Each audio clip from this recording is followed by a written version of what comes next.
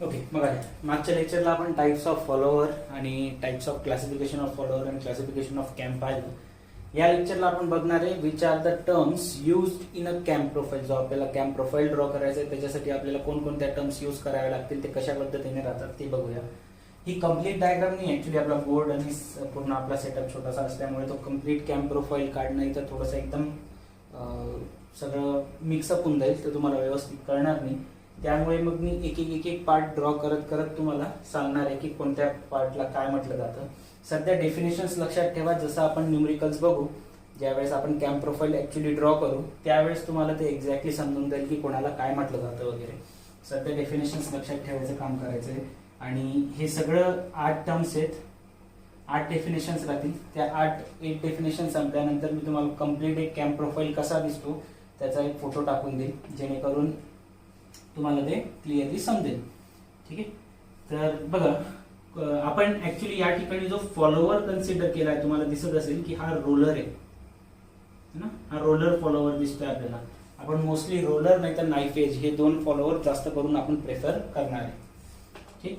चला बघा आता terms use in a radial camp. So radial camp मध्ये जे रेसिप्रोकेट करतात अशा कॅम्प्स मध्ये कोणकोणत्या टर्म्स यूज केल्या जातात. सगळ्यात पहिलं महत्वाचं, आणि हे जे 8 डेफिनेशन्स आपण या ठिकाणी लिहिणार आहे यामधल्या 1-2 डेफिनेशन्स तुम्हाला 2 कधी कधी 3 पण डेफिनेशन विचारले जातात. ठीक आहे. 2 विचारल्या तर 2 मार्क्ससाठी, 3 विचारल्या तर 3 मार्क्ससाठी, पण याच्यामधल्या डेफिनेशन भरपूर वेळेस विचारले गेले यापूर्वी पण. सो कोणकोणत्या टर्म्स आहेत जे यूज करणार आहे आपण कॅम्प प्रोफाईल मध्ये. सगळ्यात पहिली टर्म आहे that is base circle. Base circle काय असतं बघा. सगळ्यात पहिले आपला एक शाफ्ट राहील है ना. सगळ्यात मध्ये काय राहतो, एक शाफ्ट लाईक दिस. तर हिला नाव पण दिलंय बघा, this shaft is named as a camshaft. ठीक.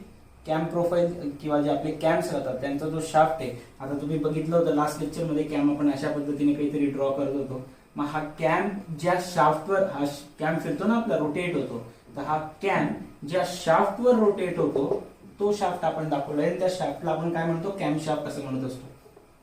कॅम्प शाफ्ट म्हणजे काय, एक असा शाफ्ट जो कॅम्पला रोटेट करवण्याचं काम करतो, त्याला आपण कॅम्प शाफ्ट म्हणतो. तर या ठिकाणी हा एक कॅम्प शाफ्ट आहे. ठीक आहे. ज्याचा ऑलरेडी आपल्याला डायमीटर वगैरे क्वेश्चन मध्ये गिवन राहतो. बेस सर्कल काय असणार आहे, बेस सर्कल राहतं it is the smallest circle that can be drawn on the cam profile. So ही जी कॅम्प प्रोफाईल तुम्ही कम्प्लीट प्रोफाईल ड्रॉ करणार आहे त्या कॅम्प प्रोफाईल मध्ये सगळ्यात पहिले कॅम्प शाफ्ट नंतर जो सगळ्यात स्मॉलेस्ट सर्कल आहे, हा शाफ्ट तर ऑलरेडी बॉडीचाच राहतो, तो फिक्स राहतो, त्याला काही घेणं देणं नाहीये ना. या व्हॅल्यूज तुम्हाला क्वेश्चन मध्ये दिलेले राहतील. क्वेश्चन घेईल त्यावेळेस कळेल तुम्हाला की कसे ड्रॉ करायचे. पण सध्या एवढं लक्षात ठेवा की हा जर कॅम्प शाफ्ट आहे, त्याच्यानंतर जो सगळ्यात छोटा सर्कल, पूर्ण प्रोफाईल मध्ये भरपूर सर्कल येतील, सध्या मी फक्त 2च ड्रॉ केले आहेत. हा एक बेस सर्कल आहे आणि हा काय ते तुम्हाला आता पुढे सांगतो मी जसं जसं डेफिनेशन देईल. तर हा एक तुमचा बेस सर्कल होता. ठीक आहे. बेस सर्कल कोणानंतर ड्रॉ केला आपण, कॅम्प शाफ्ट नंतर जो नेक्स्ट सर्कल ड्रॉ केला that is a base circle. And base circle is the smallest circle that can be drawn on this cam profile. So definition विचारली जाऊ शकते तुम्हाला बेस सर्कलची. So you have to remember this thing की base circle काय, smallest circle आहे जो camp profile मध्ये ड्रॉ केला जाईल. ठीक आहे. ओके, बघा मागच्या लेक्चरला आपण टाइप्स ऑफ फॉलोअर आणि types of classification of follower आणि क्लासिफिकेशन ऑफ कॅम्प पाहिलं. या लेक्चरला आपण बघणार आहे which are the terms used in a cam profile. जो आपल्याला कॅम्प प्रोफाईल ड्रॉ करायचा आहे त्याच्यासाठी आपल्याला कोणकोणत्या टर्म्स यूज कराव्या लागतील, ते कशा पद्धतीने राहतात ते बघूया. ही कम्प्लीट डायग्राम नाही, ऍक्च्युली आपला बोर्ड आणि पूर्ण आपला सेटअप छोटासा असल्यामुळे तो कम्प्लीट कॅम्प प्रोफाईल काढणं इथं थोडंसं एकदम सगळं मिक्सअप होऊन जाईल, तर तुम्हाला व्यवस्थित कळणार नाही. त्यामुळे मग मी एक एक पार्ट ड्रॉ करत करत तुम्हाला सांगणार आहे की कोणत्या पार्टला काय म्हटलं जातं. सध्या डेफिनेशन्स लक्षात ठेवा. जसं आपण न्यूमरिकल्स बघू, ज्यावेळेस आपण कॅम्प प्रोफाईल ऍक्च्युली ड्रॉ करू त्यावेळेस तुम्हाला ते एक्झॅक्टली समजून जाईल की कोणाला काय म्हटलं जातं वगैरे. सध्या डेफिनेशन्स लक्षात ठेवायचं काम करायचं आहे. आणि हे सगळं 8 टर्म्स आहेत, 8 डेफिनेशन्स राहतील. त्या 8 डेफिनेशन संपल्यानंतर मी तुम्हाला कम्प्लीट एक कॅम्प प्रोफाईल कसा दिसतो त्याचा एक फोटो टाकून देईल, जेणेकरून तुम्हाला ते क्लिअरली समजेल. ठीक आहे. तर बघा, आपण ऍक्च्युली या ठिकाणी जो फॉलोअर कन्सिडर केलाय तुम्हाला दिसत असेल की हा रोलर आहे ना, हा रोलर फॉलोअर दिसतोय आपल्याला. आपण मोस्टली रोलर नाही तर नाईफ एज हे 2 फॉलोअर जास्त करून आपण प्रेफर करणार आहे. ठीक. चला बघा आता terms use in a radial camp. So radial camp मध्ये जे रेसिप्रोकेट करतात अशा कॅम्प्स मध्ये कोणकोणत्या टर्म्स यूज केल्या जातात. सगळ्यात पहिलं महत्वाचं, आणि हे जे 8 डेफिनेशन्स आपण या ठिकाणी लिहिणार आहे, यामधल्या 1-2 डेफिनेशन्स तुम्हाला 2 कधी कधी 3 पण डेफिनेशन विचारले जातात. ठीक आहे, 2 विचारल्या तर 2 मार्क्ससाठी, 3 विचारल्या तर 3 मार्क्ससाठी, पण याच्यामधल्या डेफिनेशन भरपूर वेळेस विचारले गेले यापूर्वी पण. सो कोणकोणत्या टर्म्स आहेत जे यूज करणार आहे आपण कॅम्प प्रोफाईलमध्ये. सगळ्यात पहिली टर्म आहे that is base circle. Base circle काय असतं बघा. सगळ्यात पहिले आपला एक शाफ्ट राहील है ना, सगळ्यात मध्ये काय राहतो, एक शाफ्ट लाईक दिस. तर हिला नाव पण दिलंय बघा, this shaft is named as a camshaft. ठीक, कॅम प्रोफाईल किंवा जे आपले कॅम्स राहतात त्यांचा जो शाफ्ट आहे, आता तुम्ही बघितलं होतं लास्ट लेक्चर मध्ये कॅम आपण अशा पद्धतीने काहीतरी ड्रॉ करत होतो. मग हा कॅम ज्या शाफ्टवर, हा कॅम फिरतो ना आपला, रोटेट होतो, तर हा कॅम ज्या शाफ्टवर रोटेट होतो तो शाफ्ट आपण दाखवलाय. त्या शाफ्टला आपण काय म्हणतो, कॅम शाफ्ट असं म्हणत असतो. कॅमशाफ्ट म्हणजे काय, एक असा शाफ्ट जो कॅमला रोटेट करवण्याचं काम करतो, त्याला आपण कॅमशाफ्ट म्हणतो. तर या ठिकाणी हा एक कॅमशाफ्ट आहे. ठीक आहे, ज्याचा ऑलरेडी आपल्याला डायमीटर वगैरे क्वेश्चन मध्ये गिवन राहतो. बेस सर्कल काय असणार आहे, बेस सर्कल राहतं, it is the smallest circle that can be drawn on the cam profile. So ही जी कॅम प्रोफाईल तुम्ही कंप्लीट प्रोफाईल ड्रॉ करणार आहे, त्या कॅम प्रोफाईल मध्ये सगळ्यात पहिले कॅम शाफ्ट नंतर जो सगळ्यात स्मॉलेस्ट सर्कल आहे, हा शाफ्ट तर ऑलरेडी बॉडीचाच राहतो, तो फिक्स राहतो, त्याला काही घेणं देणं नाहीये ना. या व्हॅल्यूज तुम्हाला क्वेश्चन मध्ये दिलेले राहतील, क्वेश्चन घेईल त्यावेळेस कळेल तुम्हाला की कसे ड्रॉ करायचे. पण सध्या एवढं लक्षात ठेवा की हा जर कॅम शाफ्ट आहे, त्याच्यानंतर जो सगळ्यात छोटा सर्कल, पूर्ण प्रोफाईल मध्ये भरपूर सर्कल येतील, सध्या मी फक्त 2च ड्रॉ केले आहेत. हा एक बेस सर्कल आहे आणि हा काय ते तुम्हाला आता पुढे सांगतो मी जसं जसं डेफिनेशन देईल. तर हा एक तुमचा बेस सर्कल होता. ठीक आहे, बेस सर्कल कोणानंतर ड्रॉ केला आपण, कॅम शाफ्ट नंतर जो नेक्स्ट सर्कल ड्रॉ केला that is a base circle, and base circle is the smallest circle that can be drawn on this cam profile. So definition विचारली जाऊ शकते तुम्हाला बेस सर्कलची. So you have to remember this thing की base circle काय, smallest circle आहे जो cam profile मध्ये ड्रॉ केला जाईल. ठीक आहे, त्यानंतर नेक्स्ट पॉईंट तुमचा ट्रेस पॉईंट. ठीक, ट्रेस पॉईंट काय असणार आहे, तर it is the reference point on the follower and it is use to generate a pitch curve. Pitch curve हा आहे तुमचा, मी सांगितलं ही डॉटेड लाईन जी आहे ती ऍक्च्युली पीच कर्व आहे, आणि हा जो पॉईंट राहतो ना, this point is called as a trace point. आता ऍक्च्युली ट्रेस पॉईंट म्हणजे आहे काय, तर डेफिनेशन नुसार काय सांगितलंय की एक रेफरन्स पॉईंट आहे, कोणावर राहतो तो, फॉलोवर राहतो. It is a reference point on the follower. हा तुमचा फॉलोवर आहे, हा दिसतोय तुम्हाला, दिस इज युअर फॉलोवर. कोणत्या टाईपचा फॉलोवर आहे हा, रोलर फॉलोवर. आणि त्या रोलर फॉलोवरचा हा रोलर आहे खाली. त्या रोलर फॉलोवरचा जो सेंटर राहतो, फॉलोवरचा त्या रोलरचा जो सेंटर राहील तो राहतो तुमचा ट्रेस पॉईंट. ठीक आहे, आणि डेफिनेशन काय की हा एक रेफरन्स पॉईंट आहे कोणावर, फॉलोवरवर, जो यूज केला जातो. कशासाठी यूज केला आपण हा trace point, to generate this curve. हा डॉटेड कर्व जो आहे, this dotted curve is called as a. ठीक आहे, चल पुढे बघूया. नेक्स्ट पॉईंट आहे आपला ट्रेस पॉईंट. ट्रेस पॉईंट काय असणार आहे बघा, नावावरूनच थोडंफार तुम्हाला लक्षात येईल, जिला आपण ट्रेस करण्यासाठी वापरणार आहे.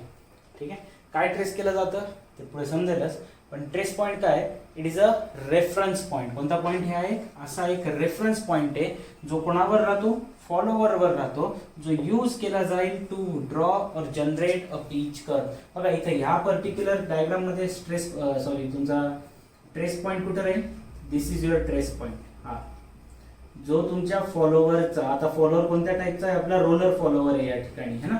तर रोलर फॉलोवर मध्ये जो रोलर फॉलोवरचा रोलर पार्ट राहतो त्याचं सेंटर म्हणजे काय राहतं, ट्रेस पॉईंट राहतं.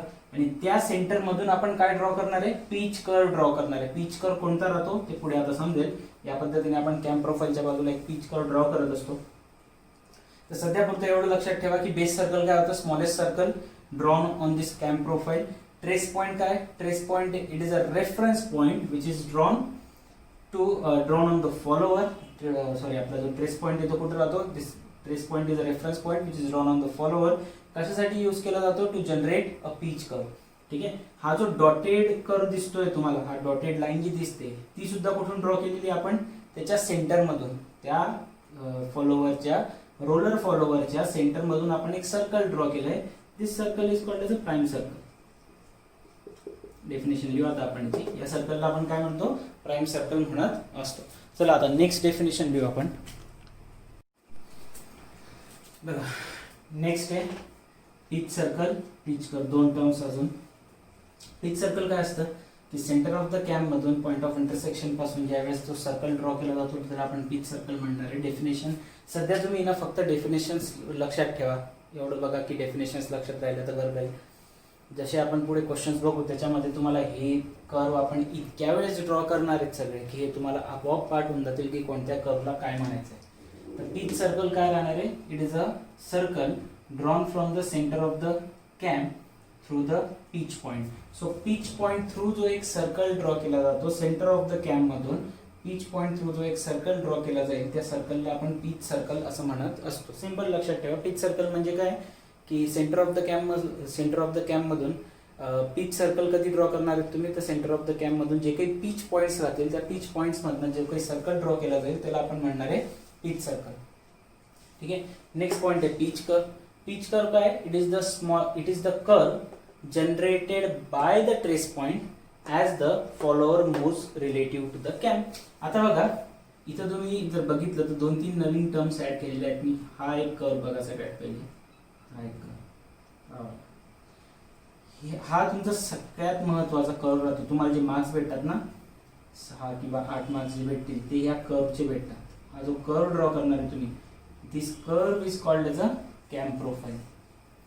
ठीक आहे, या कर्वला काय म्हटलं जातं, कॅम्प प्रोफाईल, की तुमचा जो कॅम्प आहे तो अशा शेपचा आहे. ठीक आहे. आणि बघा त्याच्याच रिलेटिव्ह त्याच्यात सारखा एक कर्व, डॉटेड कर्व मी या सेंटर ऑफ द फॉलोअर मधून ड्रॉ केला, दिस लाईक दिस. हा वाला 1 2 3 4 5 6 इथून जो जातोय ना दिस कर्व, आणि याला काय नाव दिलंय आम्ही, पिच सर्कल. बघा दिस कर्व हा वाला बाहेरचा जो रिलेटिव्ह आहे एक सारखा आहे कोणाच्या, कॅम्प प्रोफाईल सारखाच आहे. तर याचा अर्थ काय की ह्या कर्व हा जो शेप आहे हा कोणाचा आहे, हा कॅम्पचा शेप आहे. आणि जो फॉलोअर आहे तो या कॅम्पच्या रिलेटिव्ह कसा मूव्ह करणार आहे, तर या अशा पद्धतीने मूव्ह करणार आहे. ठीक आहे. तर हा फॉलोअर तर इथंच राहतो, फॉलोअर काही मूव्ह करत नाही. पण कॅम्प जसा फिरेल तर कॅम्प फिरल्यानंतर फॉलोअर कधी वर चाललाय कधी खाली येतोय तर हे आपल्याला या पिच कर्व वरून कळत असतं. तर पिच कर्व काय, it is the curve generated by the trace point. इथला जो आपला हा ट्रेस पॉइंट होता, मी बाकीचे नावं रफ करून टाकले कारण खूप जास्त डायग्राम किचकट होऊन जाते, ती सगळं मिक्स होऊन जातं. तर हा जो आपला ट्रेस पॉइंट आहे त्या ट्रेस पॉइंट मधून आपण एक कर्व ड्रॉ करतो जो रिलेटिव्ह राहतो कोणाला, या कॅम्प प्रोफाईलला. तर ही जी तुमची कॅम्प प्रोफाईल आहे त्याच्या सारखाच जर ज्यावेळेस तुम्ही सेंटर ऑफ द कॅम्प मधून एक कर्व ड्रॉ करणार तो राहील तुमचा पिच कर्व. आणि हे पिच कर्व वेगळा फक्त कोणासाठी येतो, रोलर फॉलोअर साठी. ठीक आहे. हाच जर नाईफ एज फॉलोअर राहिला तर नाईफ एज फॉलोअर मध्ये काय होऊन जातं, आता बघा थोडं इमॅजिन करा की नाईफ एज फॉलोअर जर राहिला तर हा रोलरच राहणार नाही या ठिकाणी. नाईफ एज फॉलोअर डायरेक्टली असं काहीतरी राहील, like this. Knife edge follower would be like this. ठीक आहे. या पद्धतीने जर तुमचा नाईफ एज फॉलोअर राहिला तर नाईफ एज फॉलोअर मध्ये काय होऊन जातं की तुमचा ट्रेस पॉइंट जो येतो ना डायरेक्टली कॅम्पवर येऊन जातो. ट्रेस पॉइंट डायरेक्टली कुठे येऊन जातो, कॅम्पवर. आता इथं काय झालं तर रोलर फॉलोअर मध्ये कॅम्प आपला जो ट्रेस पॉइंट येतो कॅम्प प्रोफाईल पासून थोडा वर होता. तेच नाईफ एज मध्ये पाहिलं तर डायरेक्टली याच्यावर राहतो प्रोफाईलवर. ठीक, हा फरक आहे दोघांमध्ये.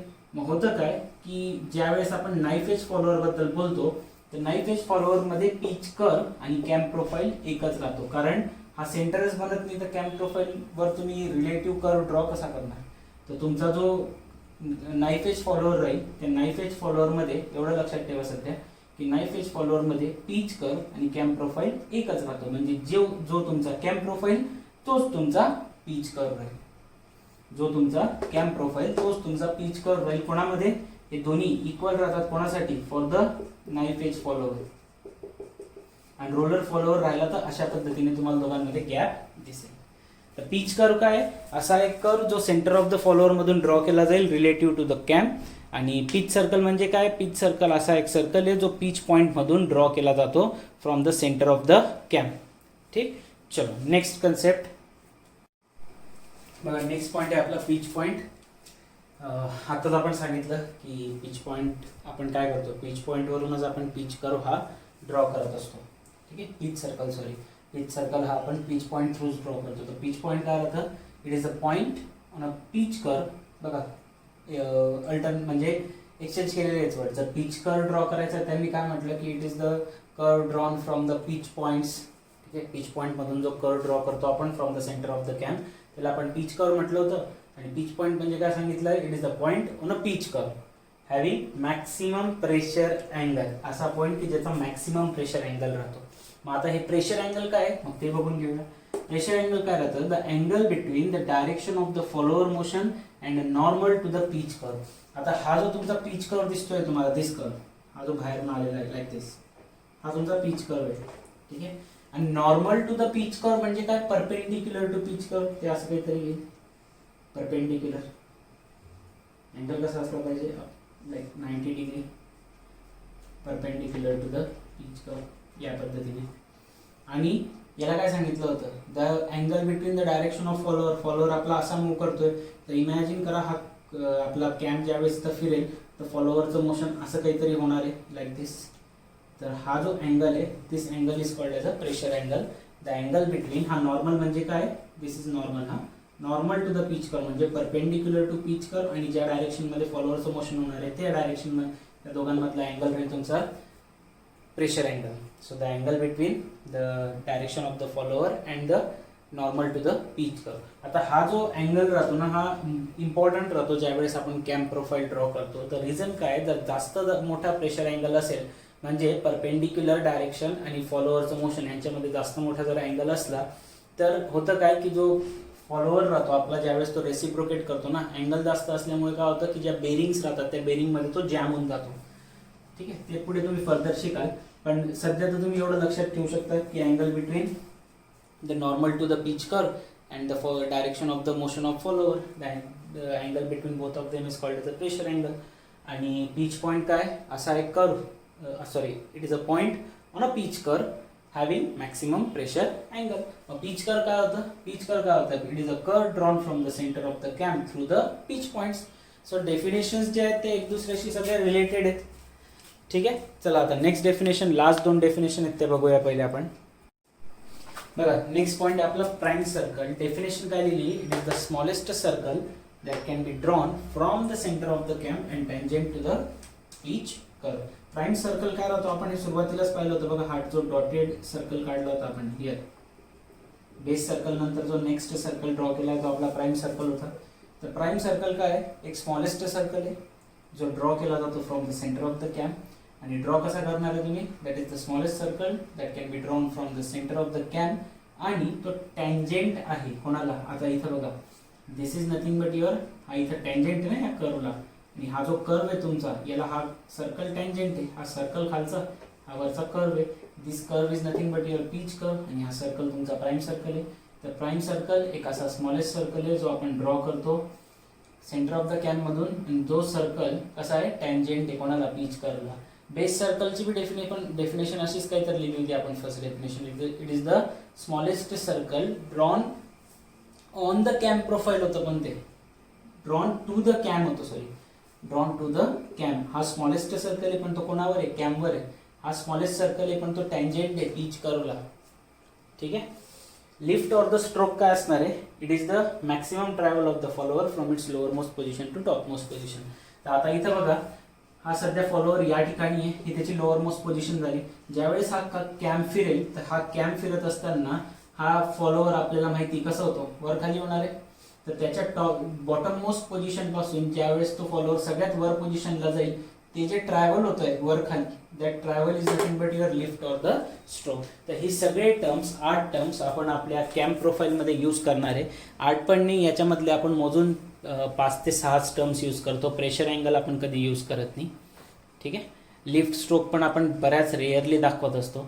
तर हे बाकीचे कर्व पण ड्रॉ होतात. आणि आता हे जसं प्राइम सर्कल आहे, तर प्राइम सर्कल कशामधून ड्रॉ केला होता तुम्हाला जर बघितलं तुम्ही, तर प्राइम सर्कल हा सेंटर ऑफ द फॉलोअर मधून आले, sorry centre of the roller मधून आलेला आहे. आता जर नाईफ एज फॉलोअर राहिला तर त्याला रोलरच राहत नाही, मग हा प्राइम सर्कल येईल का त्याला, नाही. मग जो तुमचा बेस सर्कल राहतो तोच तुमचा प्राइम सर्कल राहतो. आता क्वेश्चन्स मध्ये कळेल तुम्हाला. तर असे बऱ्याच कंडिशन आहे, जसं कॅम्प प्रोफाईल आणि पिच कर्व एकच राहतो कोणासाठी, नाईफ एज साठी. प्राइम सर्कल, बेस सर्कल एकच राहतो नाईफ एज साठी. तर अशा बऱ्याच टर्म्स ज्या आहेत त्या कमी होऊन जातात. ज्यावेळेस आपण त्याचे ॲक्च्युली क्वेश्चन घेऊ त्यावेळेस तुम्हाला ते कळेलच. आता आपण आपला नेक्स्ट कन्सेप्ट बघणार आहे. त्याच्यामध्ये आपण डिस्प्लेसमेंट, वेलॉसिटी आणि ॲक्सेलरेशन डायग्राम कशा ड्रॉ करायचे आहेत ते बघणार आहे. आणि त्या ज्या डायग्राम्स राहतात वेलॉसिटी, ॲक्सेलरेशन, डिस्प्लेसमेंटच्या, ते तुम्हाला क्वेश्चनमध्ये तर ड्रॉ करायच्याच असतात, सोबत ते तुम्हाला ॲज अ थिअरी क्वेश्चन पण विचारले जातात एक्झाममध्ये बऱ्याच वेळेस. ठीक आहे. तर प्रत्येक क्वेश्चनला आहे ना, ज्यावेळेस आपण क्वेश्चन घेऊ आता पुढे, तर प्रत्येक क्वेश्चनला आपल्याला असा काहीतरी कॅम्प प्रोफाईल ड्रॉ करायचा राहतो. तो कसा ड्रॉ करतात ते तुम्हाला मी 1 बाय 1 एक एक स्टेपनुसार सांगेल. जसं आपण वेलॉसिटी, ॲक्सेलरेशन एक एक स्टेपनुसार बघितलं, तसं हे पण बघू कसे ड्रॉ केले जातात. मग प्रत्येक क्वेश्चनमध्ये आपल्याला इतकं काहीतरी ड्रॉ करायचं असणार आहे. ठीक आहे. चला, तर आता आपण पहिले आपले 3 टाईप आहेत त्याच्यामध्ये बी, युनिफॉर्म वेलॉसिटी, ॲक्सेलरेटेड मोशन आणि uniform SHM, simple harmonic motion.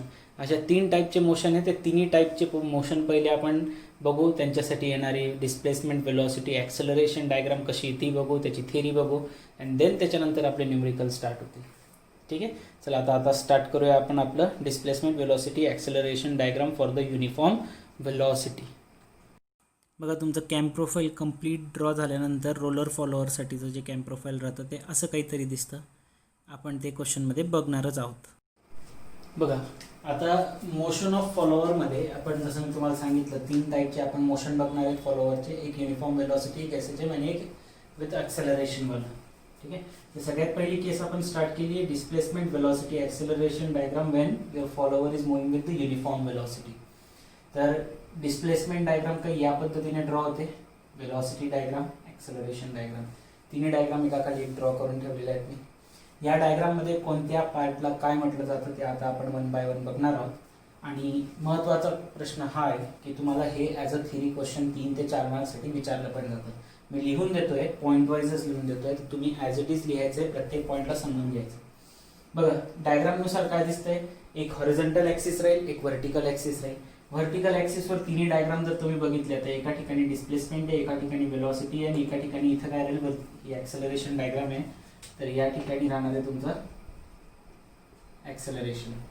So vertical axis किंवा ज्याला ऑर्डिनेट म्हटलं जातं, तर ऑर्डिनेट काय रिप्रेझेंट करतोय, एकदा एकदा डिस्प्लेसमेंट, एकदा वेलॉसिटी आणि एकदा ॲक्सेलरेशन.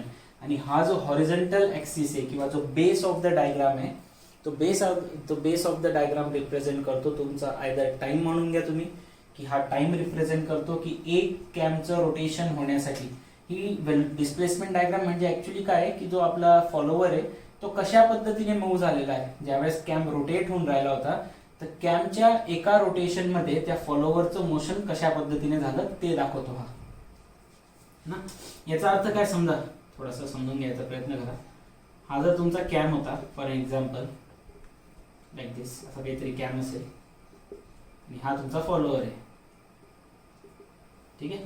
तर सगळ्यात पहिले काय होईल, ज्यावेळेस रोटेशन सुरू झालं तर रोटेट होताना काय दिसतंय की जे डिस्प्लेसमेंट आहे ते वर चाललंय विथ द टाइम. जसं जसं मी सांगितलं ना, हॉरिझॉन्टल ॲक्सिसवर काय रिप्रेझेंट होतो, टाइम म्हणून घ्या, आयदर अँग्युलर डिस्प्लेसमेंट म्हटलं जातं. टाइम म्हणजे काय, the amount of time required by this cam to complete its 1 rotation. एक रोटेशन कम्प्लीट करण्यासाठी कॅमला जो टाइम लागतोय ना, तो टाइम आपण हॉरिझॉन्टल ॲक्सिसवर किंवा base of the curve, base of the डायग्रामवर रिप्रेझेंट करतोय. हॉरिझॉन्टल ॲक्सिसवर आहे टाइम. तर आता हा कॅम ज्या वेळेस फिरायला लागेल, सगळ्यात पहिले काय होतंय की डिस्प्लेसमेंट वाढताना दिसतंय आपल्याला, टाइम वाढतोय, डिस्प्लेसमेंट पण वाढत चाललेलं आहे अप टू पॉईंट बी. म्हणजे सुरुवातीला काय होतंय की हा जो फॉलोअर होता तुमचा तो एका पॉईंटवरून कुठे गेला, असा वर सरकला लाईक दिस एक पर्टिक्युलर टाइम मध्ये. का बरं वर सरकला, कारण की हा कॅम रोटेट झाला. मग कॅमचं पोझिशन त्यावेळेस अशी काहीतरी असेल, कॅम फिरतोय, फॉलोवर तिथंच राहील, कॅम फिरतोय. मग त्यानंतर कॅम जसा पुढे रोटेट होतोय तर या फॉलोवरचं मोशन होत नाहीये, म्हणजे कॅमची जी प्रोफाईल आहे ती एकसारखी येते. म्हणून तुम्हाला बघायला भेटेल की डिस्प्लेसमेंट होणार नाहीये. तुमचा जो फॉलोवर आहे तो एकाच ठिकाणी आहे. सुरुवातीला फॉलोवर खालून वर गेला म्हणजे लिफ्ट झालं, त्याचं लिफ्ट झालं फॉलोवर, कोणामुळे, कॅममुळे. त्याच्यानंतर एक असा फेज येतो आपल्या कॅम प्रोफाईलमध्ये की ज्या वेळेस फॉलोवरचं मोशन होत नाही, म्हणून त्या ठिकाणी स्ट्रेट लाईन दाखवलेली आपण, त्यालाच आपण काय म्हणतो, ड्वेल पिरियड म्हटलं जातं त्याला. ड्वेल पिरियड म्हणजे काय, असा पिरियड की ज्या वेळेस फॉलोवरचं मोशन होत नाहीये. हा, कॅम रोटेट होतोय पण कॅमची प्रोफाईल जी ती एक सारखी आहे, म्हणून फॉलोवर वर खाली होणार नाही. त्याच्यानंतर परत कॅम जसा रोटेट होईल पुढे, कॅमच्या रोटेशनमुळे झालं काय की हा फॉलोवर जो आहे तो परत खाली येऊन गेला, वरती गेला होता, लिफ्ट झाला होता, आता वापस खाली आला ना. मग खाली आला म्हटल्यावर काय होतंय की डिस्प्लेसमेंट आता वरून खाली आलेलं आहे, तर डिस्प्लेसमेंट कमी झालं लाईक दिस, वापस ओरिजिनल पोझिशनला आला आणि देन अगेन एक ड्वेल पिरियड येतो, म्हणजे फॉलोवर परत फिरतो पण त्याचं काही मोशन होत नाही, वर खाली होत नाही.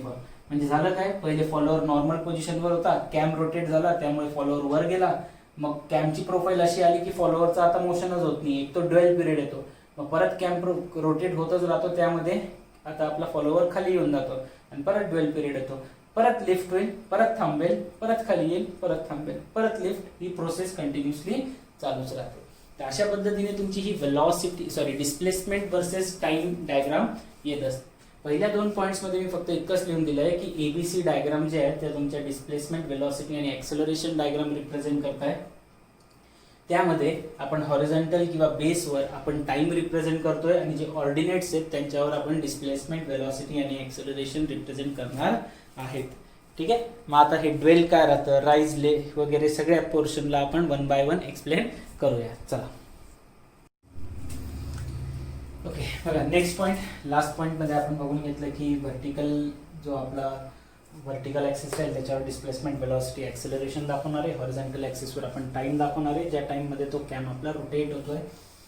ओके, जसं मी तुम्हाला सांगितलं होतं की पहिले आपण डिस्प्लेसमेंट डायग्राम बद्दल बघून घेऊ. सो ज्यावेळेस फॉलोवर मूव्ह होणार आहे with the uniform velocity during its rise and return stroke, therefore the slope of the curve must be a straight line. काय सांगितलंय बघा, हा जर तुमचा कॅम आहे आणि हा तुमचा फॉलोवर आहे, तर आपण जसं सांगितलं की कॅम एक पर्टिक्युलर वेलॉसिटी सोबत रोटेट होतो आणि आपण कंडिशन काय पाहतोय की follower moving with the constant velocity, uniform velocity. तर एका कॉन्स्टंट वेलॉसिटीने तो वर जाईल, एका कॉन्स्टंट वेलॉसिटीने तो खाली येणार आहे. जर वेलॉसिटी कॉन्स्टंट असली तर डिस्प्लेसमेंट वर्सेस टाइम ग्राफ कसा राहतो, स्ट्रेट लाईन राहतो. आता हे तुम्हाला माहिती पाहिजे, जर नसेल माहिती तर लक्षात ठेवा. ग्राफ स्ट्रेट लाईन आहे याचा अर्थ काय राहतो, इथं स्ट्रेट लाईन दिसतोय ना तुम्हाला, बघा ए पासून बी पर्यंत ग्राफ कसा आहे, स्ट्रेट लाईन आहे, इन्क्लाइंड स्ट्रेट लाईन आहे. सॉरी, इन्क्लाइंड स्ट्रेट लाईन आहे, ए टू B1 याची गोष्ट करतोय मी, EB1 ची. याचा अर्थ काय राहतो की डिस्प्लेसमेंट आणि टाइमचा जो रेशो आहे तो कॉन्स्टंट आहे. याचा अर्थ काय राहील की डिस्प्लेसमेंट आणि टाइमचा रेशो कसा आहे, कॉन्स्टंट आहे. आणि डिस्प्लेसमेंट अपॉन टाइम म्हणजेच काय राहतं, वेलॉसिटी. तर तुमची वेलॉसिटी कशी आहे, through out the motion constant आहे, हा अर्थ राहतो याचा. ठीक आहे. आणि जर आपण म्हणतोय की our follower is moving with the uniform velocity, तर आपला हा जो पिरियड आहे A to B1 आणि सिमिलरली C1 to D, या ठिकाणी वेलॉसिटी काय होणार आहे, कमी होत चालली. युनिफॉर्म वेलॉसिटीनेच मूव्ह होईल, पण इथे युनिफॉर्म वेलॉसिटीने वाढत होता, इथे युनिफॉर्म वेलॉसिटीने कमी होतोय. तर या ठिकाणी हे वाढणं आणि हे कमी होणं म्हणजे हा जो राईज होतोय स्ट्रोक, आपला जो फॉलोवर आहे तो राईज होतोय आणि इथं C1 to D मध्ये तो फॉल होतोय, खाली येतोय किंवा रिटर्न येतोय.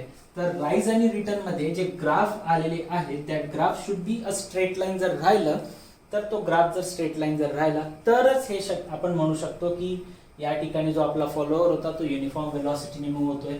म्हणून या ठिकाणी लिहिलंय की जसं आपल्याला माहिती आहे की फॉलोवर जर युनिफॉर्म वेलॉसिटीने मूव्ह होतोय तर त्या पिरियड मध्ये during its rise and its fall or during its rise and return stroke the slope of the curve must be a straight line. That means AB1 आणि C1D ह्या दोन्ही जे graph आहेत ते कसे असले पाहिजे, स्ट्रेट लाईन असले पाहिजे. ठीक आहे. नेक्स्ट पॉइंट काय लिहिलेला आहे आपण बघा, असा पिरियड की ज्यामध्ये फॉलोवर हा रेस्ट मध्ये राहतो. जसं आता मी तुम्हाला सांगितलं की हा कॅम फिरेल, हा फॉलोवर वर चालला जाईल, वर गेला तो कॅम फिरतोय पण फॉलोवरचं मोशन होतंय का नाही. तर आपण असं म्हणू शकतो की फॉलोवर रेस्ट मध्ये येऊन गेलाय, कॅम पुढे फिरला, लाईक एक रोटेशन कंप्लीट करत राहतो ना कॅम. आता इथं कॅम होता, समजा हा कॅम आहे, हा फॉलोवर आहे, हा कॅम थोडाफार फिरला, फॉलोवर कुठे चालला जातो, वर. मग हा कॅम थोडा अजून पुढे फिरतो, त्याच्यानंतर तेवढ्या टाइम मध्ये बघा सुरुवातीला पहिल्या स्ट्रोक मध्ये काय होतंय, फॉलोवर वर चाललाय, त्याच्यानंतर कॅम फिरतो थोडाफार, त्यावेळेस हा फॉलोवर काहीच मूव्ह होत नाही. पण कॅम जसा अजून पुढे फिरतो तो फॉलोवर खाली येतो आणि खाली आल्यानंतर म्हणजे पहिल्यांदा काय झालं होतं, फॉलोवरचं राईज चालू होतं, नंतर एकाच जागेवर थांबला, नंतर वापस फॉलोवर खाली आला म्हणजे रिटर्न झाला आणि त्यानंतर परत एका जागेवर थांबतो. म्हणून आपण असं म्हणू शकतो की फॉलोवर पहिले राईज होतो, मग ज्या टाइम मध्ये तो फॉलोवर मूव्ह होत नाही त्याला आपण काय म्हणतो, ड्वेल. त्याच्यानंतर परत फॉलोवर खाली येतो म्हणजे रिटर्न होतो, त्यानंतर परत मूव्ह होत नाही म्हणजे ड्वेल होतं. तर हा जो टाइम आहे की ज्यामध्ये फॉलोवर मूव्ह होत नाही किंवा फॉलोवर रेस्टमध्ये राहतो, त्या टाइमला म्हटलं जातं dwell period. So the period during which the follower remains at the rest known as a dwell period. आणि ह्या डायग्राम मध्ये जर पाहिलं तर B1 C1 किंवा DE हे टाइम कोणते, दिस आर द ड्वेल पिरियड, की याच्यामध्ये फॉलोअरचं मोशन होत नाही. तर हे झालं डिस्प्लेसमेंट डायग्राम बद्दल. चला आता पुढचा पॉईंट बघूया, 5th पॉईंट. बघा नेक्स्ट पॉईंट काय सांगितलंय आता की डिस्प्लेसमेंट डायग्राम बद्दल तर आपण बघितलं. ऍक्सेलरेशन डायग्राम मध्ये जर पाहिलं तर आपल्याला ऍक्सेलरेशनची व्हॅल्यू डायरेक्टली मी या ठिकाणी ड्रॉ केलेली that infinite, sorry me cross दाखवून दिलं, टेक्स्टबुक मध्ये क्रॉस दाखवलं पण ऍक्च्युली हे इन्फानाइट म्हटलेलं आहे, इथे क्रॉस असतो इन्फानाइट. बघा याचा अर्थ काय की आपल्याला दिसतंय की acceleration of the follower at the beginning आणि ऍट द एंड कसे आहेत, इन्फानाइट आहेत. At the beginning at the end acceleration म्हणून घ्या. आणि इथं काय होतंय, वेलॉसिटी किंवा स्पीड कमी होतोय ना, तर याचा अर्थ हा रिटार्डेशन आहे. निगेटिव्ह ऍक्सेलरेशन हा पॉझिटिव्ह ऍक्सेलरेशन. तर एवढ्या पिरियडमध्ये पॉझिटिव्ह ऍक्सेलरेशन होतं म्हणजे वेलॉसिटी वाढते, ज्यावेळेस वरून खाली येतोय त्यावेळेस वेलॉसिटी कमी होत जाते, त्यामुळे तो निगेटिव्ह ऍक्सेलरेशन राहतं, त्यालाच आपण रिटार्डेशन म्हणतो. सो बिगिनिंग आणि एंड मध्ये ऍक्सेलरेशन रिटार्डेशनच्या ज्या व्हॅल्यूज आहेत त्या इन्फानाइट दाखवल्या गेल्या आहेत. त्याचं रिझन काय आहे, त्याचं रिझन हे आहे की फॉलोअरचं मोशन ज्यावेळेस स्टार्ट होतंय तर ते कुठून स्टार्ट होतंय, रेस्ट पासून. आणि फॉलोअरला विथिन अ नो टाइम म्हणजे एकदम कमी टाइम मध्ये फॉलोअरला ती वेलॉसिटी गेन करायची, पटकन वरती जायचंय.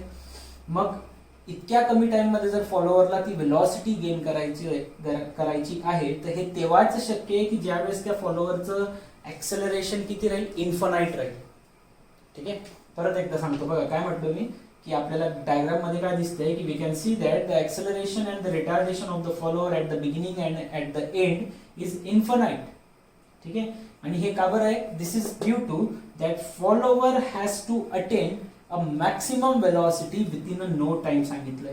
तर याचा अर्थ काय की त्या फॉलोअरला एकदम जास्त वेलॉसिटी ग्रॅब्स करावी लागते विथिन नो टाइम. ऍक्च्युली फॉलोअरचं मोशन कुठून स्टार्ट होतं, रेस्ट पासून, आणि विथिन अ नो टाइम म्हणजे एकदम कमी सेकंदात त्याला पटकन, सेकंड बी नाही, सेकंडचा आपण कितवा तरी भाग, एकदम छोटासा हिस्सा, तेवढ्या टाइम मध्ये तर त्याला ती वेलॉसिटी ग्रॅब्स करावी लागते. तर इतक्या कमी टाइम मध्ये जर वेलॉसिटी ग्रॅब्स करायची आहे तर ते तेव्हाच शक्य ज्यावेळेस त्या बॉडीचं ऍक्सेलरेशन इन्फानाइट राहील. किंवा जर एकदम कमी टाइम मध्ये त्या बॉडीला रेस्ट मध्ये यायचंय तर ते तेव्हाच शक्य ज्यावेळेस त्याचं रिटार्डेशन इन्फानाइट राहील. ठीक आहे, तर मग हे इन्फानाइट असेल तर हे कंडिशन पॉसिबल आहे. ठीक आहे, ते तिथे लिहिलं आपण. जर नो टाइम मध्ये त्यांना ऍक्सेलरेशन रिटार्डेशन पाहिजे असेल तर this is possible only if the acceleration and retardation at the beginning and at the end of each stroke is infinite. पण ही कंडिशन प्रॅक्टिकली पॉसिबल आहे का, नाही. तर अशा कंडिशन प्रॅक्टिकली पॉसिबल नाही की आपण ऍक्सेलरेशन रिटार्डेशन प्रत्येक एका स्ट्रोकच्या बिगिनिंग एंडला इन्फानाइट करू शकतो. तर मग त्यासाठी काय केलं जातं, त्यासाठी एक सिंपल ट्रिक अशी केली जाते की ही जी वेलॉसिटी ऍक्सेलरेशन डायग्राम आहे याला थोडा मॉडर्न व्ह्यू दिला जातो आणि हे जे शार्प एजेस आहेत फॉलोअरचे त्याला थोडंसं कर्व केलं जातं, म्हणजे हा ग्राफ आपल्याला असा दिसायला लागतो. हे शार्प एजेस आहेत ना आता या पद्धतीने, तर हा असा न दिसता या पद्धतीने कर्व येईल. तर इथं काय बनून जातो, एक छोटासा पॅराबोलिक कर्व बनतो, like this, like this, like this. ठीक आहे, तर हा मॉडर्न व्ह्यू आहे त्याचा. ठीक आहे, चला बघूया, तो पण एक पॉईंट लिहून देतो मी. बरं, लास्ट पॉईंट काय सांगितलं होतं मी की हे इन्फानाइट ऍक्सेलरेशन करणं it is not a possible thing. तर आपण काय करणार होतो, तर to have that acceleration retardation within a limit, infinite आपण नाही करू शकत, त्याला लिमिटमध्ये इन्क्रीज किंवा डिक्रीज करू शकतो. तर लिमिटमध्ये इन्क्रीज डिक्रीज करण्यासाठी आपल्याला काय करावं लागेल, आपल्याला ही जी डिस्प्लेसमेंट टाइम डायग्राम आहे याला आपल्याला थोडंफार मॉडिफाय करावं लागतं. आणि मॉडिफाय कसं करणार, and this is done by rounding off the sharp corners. हे जे कॉर्नर्स होते शार्प कॉर्नर्स या डिस्प्लेसमेंट डायग्रामचे, त्यांना आपण राउंड ऑफ केलं. ठीक आहे, at the beginning and at the end of the each stroke. So प्रत्येक एका स्ट्रोकवर बिगिनिंग आणि एंडला आपण ते कॉर्नर राउंड ऑफ केले तर आपले ते हे पॉसिबल आहे की आपण ऍक्सेलरेशनला फायनाईट लिमिटमध्ये इन्क्रीज किंवा डिक्रीज करू शकतो. तुम्हाला क्वेश्चन काय विचारला जातो, तो तुम्हाला क्वेश्चन हा विचारला जाईल, draw the displacement velocity diagram, displacement velocity acceleration diagram for the follower moving with the uniform velocity असं. तर युनिफॉर्म वेलॉसिटीने जर मूव्ह होतोय तर डिस्प्लेसमेंट वेलॉसिटी ऍक्सेलरेशन काढा. तर ह्या 3 डायग्राम विचारतात ते तुम्हाला 2 ते 3 मार्क्ससाठी. ही थेरी वगैरे तुम्ही पाहिजे तर सुरुवातीचा पार्ट लिहू शकतात, ते डिपेंड करतं. जर 4 मार्क्ससाठी विचारलं तर डायग्राम ड्रॉ कर, डायग्राम प्लस थेरी लिहा. 2 मार्क्ससाठी विचारलं तर फक्त डायग्राम ड्रॉ करा. पण 99% केसेसमध्ये तुम्हाला फक्त डायग्राम विचारले जातात, कारण ह्या डायग्राम आपण प्रत्येक वेळेस आता ड्रॉ करणार नाहीये. आपण ज्यावेळेस क्वेश्चन बघू तर त्यावेळेस आपण फक्त ही डिस्प्लेसमेंट डायग्राम ड्रॉ करत असतो. डिस्प्लेसमेंट टाइम प्रत्येक वेळेस क्वेश्चनमध्ये या वेलॉसिटी ऍक्सेलरेशन नाही करत. तर तुम्हाला ही डिस्प्लेसमेंट वेलॉसिटी ऍक्सेलरेशन डायग्राम विचारली जाते. ठीक आहे, तर ती डायग्राम लक्षात ठेवा. ती डायग्राम तुम्हाला एक्झाम मध्ये विचारली जाईल. बघा नेक्स्ट आहे आपलं, आता मागच्या याच्यात आपण डिस्प्लेसमेंट वेलॉसिटी ऍक्सेलरेशन डायग्राम पाहिली for the uniform follower moving with the uniform velocity. आता या ठिकाणी follower moves with the simple harmonic motion. ठीक आहे, युनिफॉर्म वेलॉसिटी नंतर आता नेक्स्ट केस आपण जी बघणार आहे ती सिंपल हार्मोनिक मोशन साठी राहील. तर सिंपल हार्मोनिक मोशन मध्ये ही तुमची डिस्प्लेसमेंट डायग्राम, ही तुमची velocity diagram and this will be your acceleration diagram. तर ही डिस्प्लेसमेंट डायग्राम ड्रॉ कशी करायची ते तर मी तुम्हाला सांगेलच. हे हा जो आहे तुमचा दिस इज युअर वेलॉसिटी डायग्राम आणि याचा कर्व जो राहतो तो साइन कर्व राहतो. हा कर्व जो आहे तुमचा तो कोसाइन कर्व राहतो. मान्य आहे की इथं तुम्हाला व्यवस्थित दिसत नसेल, ते इतका बारीक बारीक आहे, त्यामुळे मी हे एक्सप्लेन केल्यानंतर शेवटी त्याचा एक फोटोग्राफ टाकून देईल. त्याच्यावरून तुम्ही ते पाहिजे तर ड्रॉ करू शकतात तुमच्या नोटबुकमध्ये. पाहिजे तर इन द सेन्स तुम्हाला ती ड्रॉ करायचीच आहे, कारण ती एक्झाममध्ये विचारली जाणार आहे या डायग्राम पैकी, है ना. असं काही क्वेश्चन विचारला जातो की draw the displacement velocity and acceleration diagram for the follower moving with the simple harmonic motion. तर तुम्हाला या 3 डायग्राम ड्रॉ करायचे राहतात. आणि कधी कधी विचारतात गिव्ह इट्स फॉर्म्युलेस पण विचारतात, वेलॉसिटी ऍक्सेलरेशनचे फॉर्म्युले पण विचारतात. ते मी लिहून घेईल आता. सो तुम्हाला ही प्रोसिजरनी विचारली जाणार मोस्टली 99% केसेसमध्ये तुम्हाला ती डायग्रामच विचारली जाते. ठीक आहे, प्रोसिजरने विचारत, पण प्रोसिजर माहिती असली पाहिजे. असं पण आपण ड्रॉ इतक्या वेळेस करणार आहेत ते आता की तुम्हाला प्रोसिजर पण आपोआप लक्षात राहून जाईल. तर हे ड्रॉ कसं करायचं राहतं ते तर तुम्हाला सांगेलच मी.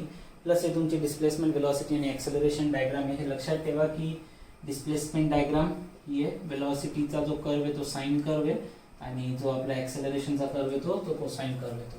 तर डायग्राम कशी ड्रॉ करायची तर सगळ्यात पहिले हा जो फॉलोअरचा स्ट्रोक राहतो, फॉलोअरचा स्ट्रोक लक्षात आहे, आपण आता टर्म्स मध्ये पाहिलं होतं की the stroke of the lift, जेवढं त्याचं मॅक्सिमम डिस्प्लेसमेंट होतं ते आपण हे व्हर्टिकली दाखवतो. स्ट्रोकचं जितकं डिस्प्लेसमेंट होतं ते आपलं व्हर्टिकल डिस्प्लेसमेंट राहतं. आपण व्हर्टिकली या पर्टिक्युलर ग्राफवर, या पर्टिक्युलर डायग्रामसाठी व्हर्टिकल ऍक्सिसवर काय दाखवतो, डिस्प्लेसमेंट.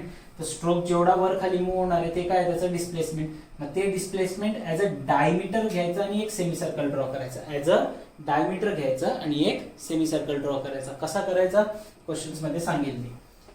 सो सगळ्यात पहिले एक सेमी सर्कल ड्रॉ करायचा आहे आणि ह्या सेमी सर्कलचा जो डायमीटर आहे हा डायमीटर राहील इक्वल कोणाच्या, it will be equal to the stroke of the follower. जो स्ट्रोक आहे फॉलोवरचा जितका वर खाली होतोय तेवढा डायमीटर घ्यायचा. नंतर त्या सेमी सर्कलला आपण equal number of even parts मध्ये डिवाइड करायचं राहतं. इक्वल इवन पार्ट्स मध्ये. इक्वल इवन पार्ट्सचा अर्थ काय राहतो तर इवन पार्ट्स म्हणजे तुम्ही 4 भागामध्ये, 6 भागांमध्ये, 8, 10, 2 अशा कितीही भागांमध्ये तुम्ही त्या सेमी सर्कलला डिवाइड करू शकता. पण आपण प्रत्येक वेळेस डिवाइड करणार आहे किती भागांमध्ये, 8.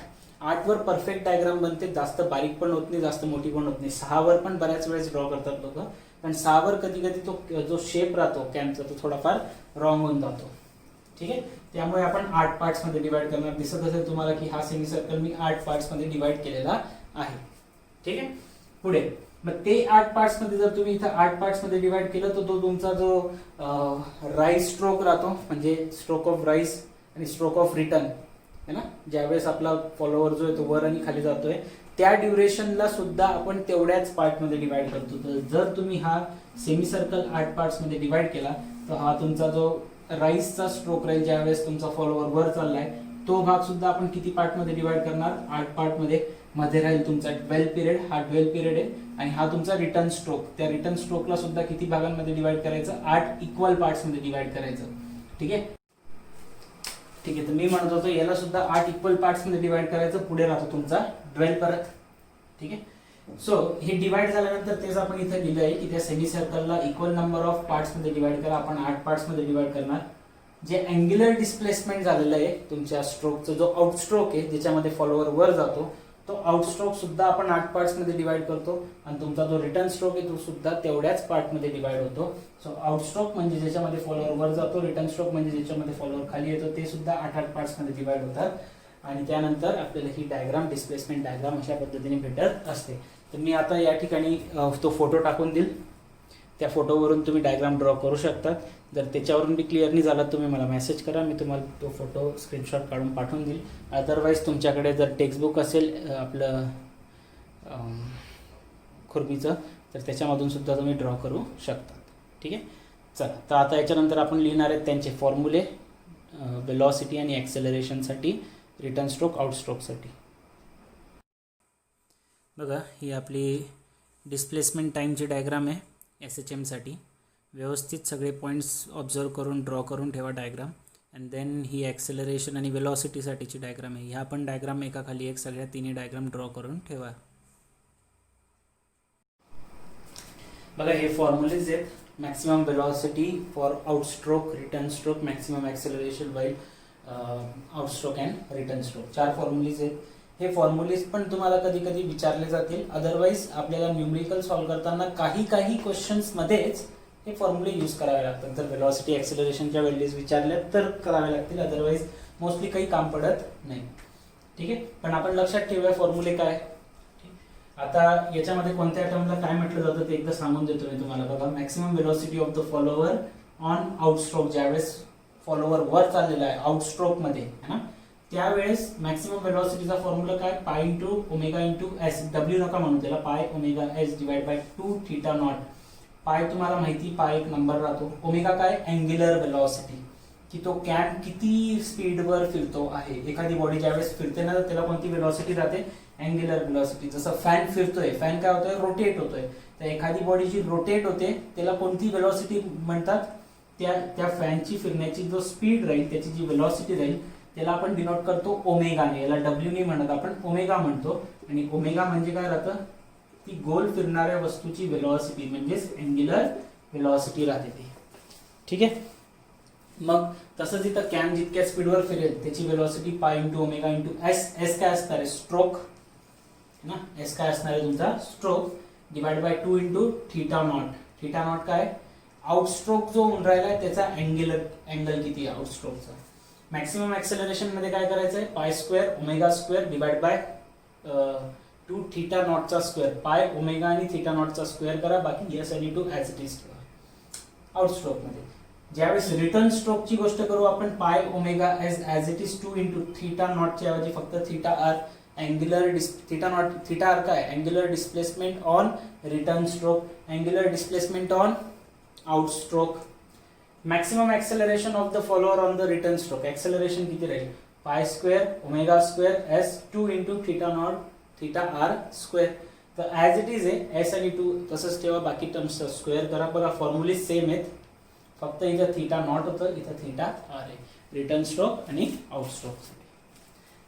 ओके, चला. आता एक लास्ट कन्सेप्ट राहिलेला आहे आपला. आता हे SHM पण झालं. आता आपलं पहिलं झालं आपलं युनिफॉर्म वेलॉसिटी, सेकंड झालं आपलं SHM. आता आपण नेक्स्ट कन्सेप्ट बघूया. बघा, नेक्स्ट आहे आपलं displacement velocity acceleration diagram when the follower moves with the uniform acceleration and retardation. First case uniform velocity, second case SHM simple harmonic motion, third uniform acceleration retardation. Diagram me draw नाही केली आहे, म्हणजे ही केली आहे, पण ती बघा ती कशा पद्धतीने दिसते तुम्हाला काहीच कळणार नाही. ते काय इतक्या लाईन्स आहेत त्याच्यामध्ये की नाही कळणार. मग त्यापेक्षा मी ठरवलं की मी तुम्हाला तो स्क्रीनशॉट टाकून देईल आणि जेणेकरून तुम्हाला ती डायग्राम पण व्यवस्थित दिसेल. तुम्ही ड्रॉ करून ठेवा. नाही कळली काही टेन्शन घ्यायची गरज नाही, न्यूमेरिकल घेऊच आपण. न्यूमेरिकलमध्ये आपल्याला ही डायग्राम ड्रॉ करावीच लागेल. त्यावेळेस मी तुम्हाला व्यवस्थित पट्टी पेन्सिलने व्यवस्थित ड्रॉ करून दाखवेल. त्यावेळेस तर कळूनच जाईल तुम्हाला की ड्रॉ कशी करायची. तसं मी एक्सप्लेन करणार आहे की ती डायग्राम ड्रॉ कशी करायची आहे. तर बघा, समजलं तर फार बेटर आहे, नाही समजलं तर काही हरकत नाही. जस्ट एक एक्झाम दिसेल, जशी डायग्राम दिसेल तशी ड्रॉ करून ठेवा. क्वेश्चन्समध्ये ज्यावेळेस मी ते शिकवेल प्रॉपरली मेजरमेंटनुसार कशी ड्रॉ करायची डायग्राम, त्यावेळेस तुम्हाला व्यवस्थित कळून जाईल. चला बघा, करायचं काय मग. ही डायग्राम राहील, डिस्प्लेसमेंट डायग्राम आहे. याची वेलॉसिटी ॲक्सेलरेशन डायग्राम पण आहे, जी तुम्हाला आता हे संपल्यावर फोटोजमध्ये दिसून जाईल. तुम्ही पॉज करून तुम्ही पाहिजे तर ड्रॉ करून ठेवा. नाही दिसत असेल त्याच्यावर तुम्हाला मेसेज करा, मी तुम्हाला स्क्रीनशॉट पाठवून देईल. करावं काय लागतं याच्यात, सगळ्यात पहिले जो कॅमचा जो आउटस्ट्रोक होता हा 1 to 8 त्याला परत इक्वल नंबर ऑफ पार्ट्स मध्ये डिवाइड करतो आपण. इक्वल नंबर ऑफ पार्ट्स मध्ये डिवाइड केलं की त्या पॉइंट्स मधून जसं 1 2 3 4 5 6 7 8 पार्ट्स मध्ये डिवाइड केला, 8 पार्ट्सच्या 8 व्हर्टिकल लाईन्स ड्रॉ करायच्या राहतात. ज्यावेळेस आपण त्या व्हर्टिकल लाईन ड्रॉ करतो तर जो काही हा व्हर्टिकल पार्ट जो आहे तो काय राहतो, बेसिकली आपला स्ट्रोक राहतो की तो फॉलोवर जितका वर गेलेला आहे तेवढा आपण हा भाग घेत असतो. तर त्या फॉलोअरला आपण काय करतो, इक्वल नंबर ऑफ पार्ट्स मध्ये व्हर्टिकली डिवाइड करतो. इथे किती पार्ट्स मध्ये डिवाइड केला, 8. तर इथं सुद्धा व्हर्टिकली सुद्धा किती पार्ट्स मध्ये डिवाइड करतो आपण त्याला, 8 पार्ट्स मध्ये. 8 पार्ट्स मध्ये डिवाइड केल्यानंतर आपण स्ट्रेट लाईन ड्रॉ करून घेतो. सिमिलरली आउटस्ट्रोक मध्ये पण आणि रिटर्न स्ट्रोक मध्ये पण व्हर्टिकल लाईन्स ड्रॉ केल्या 8 पार्टच्या. नंतर व्हर्टिकली 8 व्हर्टिकल लाईन्स ड्रॉ झाल्यानंतर जे व्हर्टिकल डिस्टन्स आहे, ज्याला आपण आपला स्ट्रोकचं डिस्प्लेसमेंट म्हणतो, ते स्ट्रोकचं डिस्प्लेसमेंट म्हणजे ही व्हर्टिकल डिस्टन्सला सुद्धा 8 पार्ट्स मध्ये डिवाइड करतो. पहिले आपण हॉरिझॉन्टल डिस्टन्सला 8 पार्ट मध्ये डिवाइड करतो, आउटस्ट्रोक, रिटर्न स्ट्रोक. त्यानंतर जे व्हर्टिकल डिस्टन्स राहतं त्याला सुद्धा 8 पार्ट्स मध्ये डिवाइड केलं जातं. आणि मग 8 पार्ट्स मध्ये डिवाइड केल्यानंतर त्याला नेमिंग होते ABCDEFGH. जशी इथं 1 2 3 4 झाली तशी इथं ABCD होईल. आणि त्या लाईन्स या A पॉइंट पासून या 4 लाईन जोडल्या जातील आणि वरच्या 4 लाईन्स जे 4 पार्ट्स आहेत ते J पॉइंटला जोडले जातात. ठीक आहे. आणि हे A आणि A बघा, आता हा कॅपिटल A आणि हा तुमचा स्मॉल A, या लाईनला ही 1 नंबरची लाईन जिथे इंटरसेक्ट करते तसं हा इथं इंटरसेक्ट होऊन राहिली. ही 1 नंबरची लाईन व्हर्टिकल आणि हा capital A to small A, ही जी लाईन ही इथे इंटरसेक्ट होते त्याला नाव दिलं B. हे 2 नंबरची लाईन आणि हा कॅपिटल A D जिथे इंटरसेक्ट होते त्याला C. असं ABCDEFG सगळे नावं दिले जातात. आणि या पद्धतीने तो पॉइंट्स भेटतात आपल्याला आणि त्या पॉइंट्स मध्ये मग आपण एक हा कर्व ड्रॉ करतो, लाईक दिस, हा वाला पॅराबोलिक कर्व असा. तर तो डायग्राम मध्ये दिसेल आणि त्या पद्धतीने आपण तो कर्व ड्रॉ करत असतो. आता तुम्ही एक काम करा, पहिले ते आता इथं तुम्हाला ते जो फोटो दिसेल तो पॉज करून ती डायग्राम व्यवस्थित ड्रॉ करून घ्या. आणि याचे पण काही फॉर्म्युलीज आहेत, पहिले मी फॉर्म्युलीज लिहून देतो त्यानंतर फोटो टाकून देऊ. ठीक आहे, चलो फॉर्म्युलीज लिहून घेऊया. आणि तेवढं करून मग आपण फॉर्म्युलीज लिहिल्यानंतर आपण आजचं लेक्चर संपवून घेऊ. नेक्स्ट लेक्चरला आपले डायरेक्टली मग क्वेश्चन स्टार्ट होतील. थिअरी आपली इतकीच आहे. बघा हे फॉर्म्युले आहेत, maximum velocity during outstroke, during return stroke, during maximum acceleration during outstroke, maximum return acceleration of the follower during return stroke, किंवा ज्याला आपण रिटार्डेशन बी म्हणतो. तसंच आहे same 2ωs divide by theta nought, 2ωs divide by theta R, 2ω² upon theta nought square, 2 × 2 4 ना, 4ω² upon theta R square. हे फॉर्म्युले तुम्ही लक्षात ठेवायचे. याला आपल्याकडे काही डेरिवेशन वगैरे नाही आहे. ॲक्च्युली मी तुम्हाला सांगू शकतो ते फॉर्म्युले डिराईव्ह कसे झाले, पण ते उगाच तुम्हाला अजून 2-4 फॉर्म्युले लक्षात ठेवावे लागतील. मग ते कसे होतात त्याच्यासाठी तुम्हाला सर्क्युलर मोशनबद्दल माहिती असणं गरजेचं आहे, तर तुम्हाला ते कळून जाईल की ते फॉर्म्युले कसे आले. बेटर आहे की सध्या तुम्ही तेवढं फॉर्म्युले लक्षात ठेवा. ज्यांना डेरिवेशन किंवा कुठून डेव्हलप झाले ते पाहिजे असेल तर ते आता ऑफलाईन सुरू होईलच, त्यावेळेस सांगेल मग मी पाहिजे तर. ठीक आहे, तर इथं आपण आजचं लेक्चर संपवूया. याच्यानंतर तुम्हाला ती ॲक्सेलरेशन, वेलॉसिटी आणि displacement diagram for the follower moving with the uniform acceleration रिटार्डेशनची एक ती डायग्राम दिसेल. तशा मी सगळ्याच टाकणार आहे तिघांसाठीच्या, तेवढ्या ड्रॉ करून ठेवा. नेक्स्ट लेक्चरला तुमचे न्यूमरिकल स्टार्ट होतील. इथून मग जे क्वेश्चन स्टार्ट होतील ते आपण most of the question solve करून घेऊ, जेणेकरून तुमची एक प्रॅक्टिस पण होऊन जाईल आणि ते न्यूमरिकलच तुम्हाला मॅक्सिमम विचारले पण जातात. ठीक आहे, तर चला आजचं लेक्चर आपण इथंच थांबूया. ही तुमची अँग्युलर डिस्प्लेसमेंटची डिस्प्लेसमेंट वर्सेस टाईमची डायग्राम आहे. ठीक आहे, युनिफॉर्म ॲक्सेलरेशनसाठी ही ड्रॉ करून ठेवा. आणि त्यानंतर या दोन्ही डायग्राम ज्या आहेत त्या वेलॉसिटी आणि ॲक्सेलरेशनसाठी व्यवस्थित तिन्ही डायग्राम एकाखाली एक ड्रॉ करून ठेवायचे आहेत.